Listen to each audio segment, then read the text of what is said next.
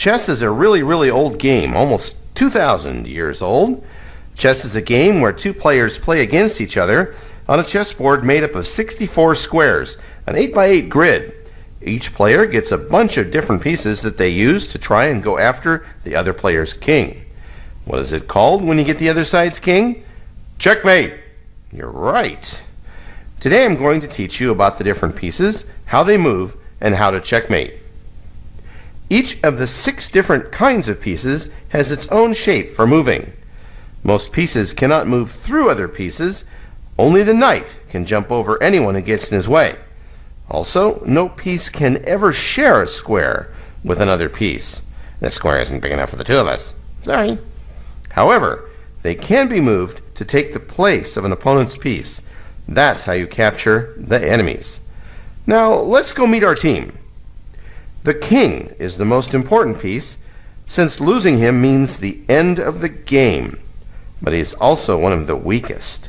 So very often he needs his friends to protect him.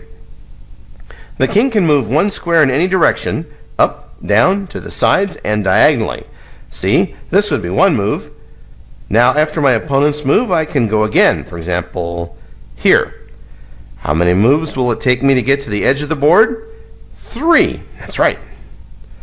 The king may never move himself onto a square where he could be captured.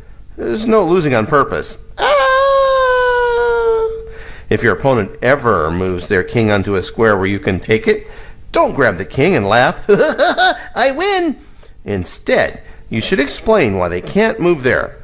Then your opponent can put the king back where it was and choose a different move. Let's test you. Can the white king move here? No. Good. How about here? Yes, very good. And here? Nope. I think you've got it, so let's keep going. When another piece threatens to capture the king, it's called check. When there is no way for the king to escape check, it is called checkmate. As stated before, that is how you win. There are only 3 ways a king can get out of check: move out of the way, block the check with another piece, or capture the piece that's checking you. At the end of this video, when you know the other pieces, we'll show some examples of this. If a king cannot escape checkmate, then the game is over. Customarily, the king is not captured or removed from the board. The game is simply over. The queen is the most powerful piece.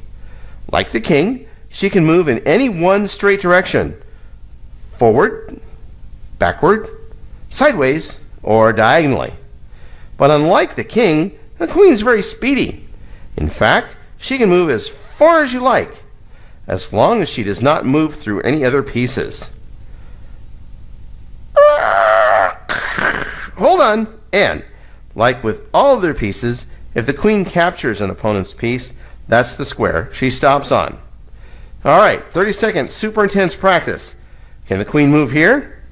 No way! She doesn't have a teleporter to go anywhere. She has to follow a straight line. Okay, how about here?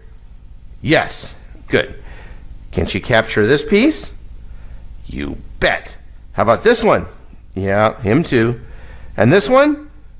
Wow, the queen is pretty strong, right? All right, let's test how fast she is.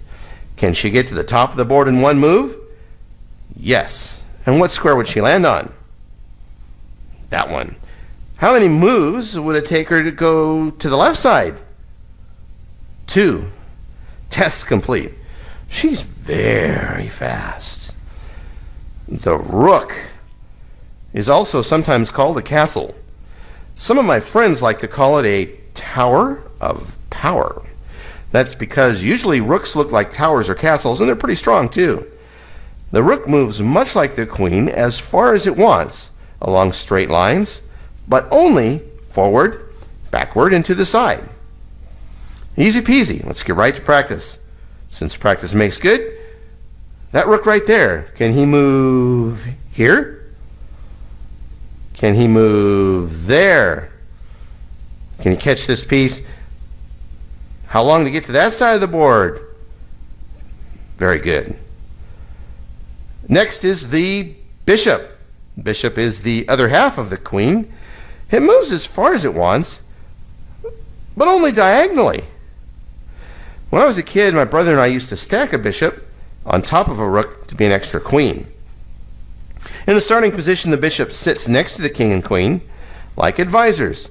You start with one bishop on a light square and one bishop on a dark square, and you will notice, only moving on diagonals, each bishop is stuck on the color square that it starts on.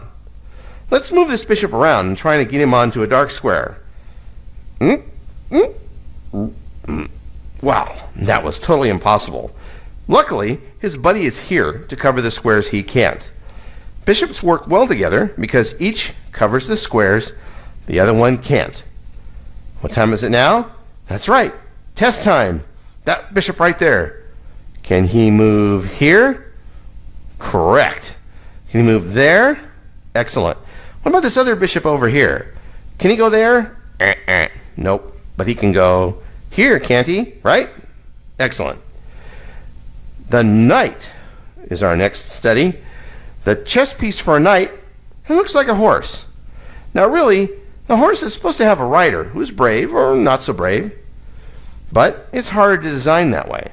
Sometimes people will tell you it's called a knight, not a horse. But it's okay with me if you want to call the knight a horsey.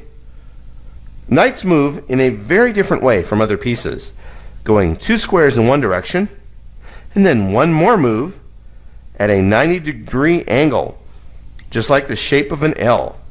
Try to imagine every square this knight could move to. Now, we'll start showing them.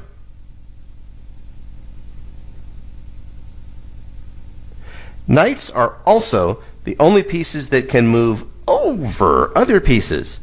Pawn in the way, enemy rook in the way, no problem.